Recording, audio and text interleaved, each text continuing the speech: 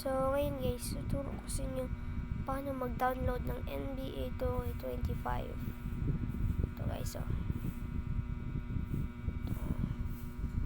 Yan. Yan.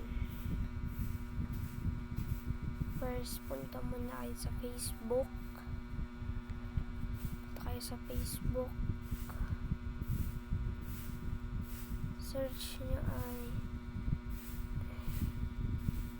NBA 2K Gaming Official. Yan guys. Punta nyo yan guys. Sunod naman guys ay pumili kayo dito. So pili na kayo guys. Ito. Kung gusto nyo ba yan guys.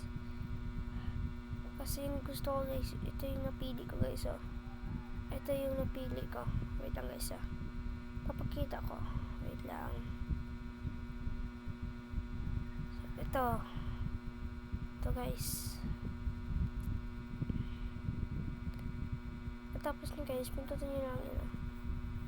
Parang hindi kasi nag-aano sa akin, eh. Yan. Pupunta tayo sa mediafire.com.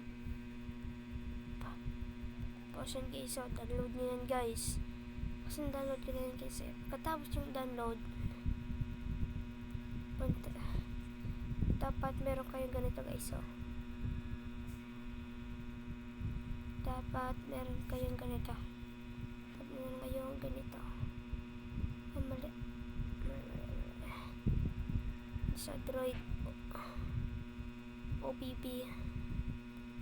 Ito guys, meron kayo yan. Madadownload nyo yan guys doon sa Google or Chrome.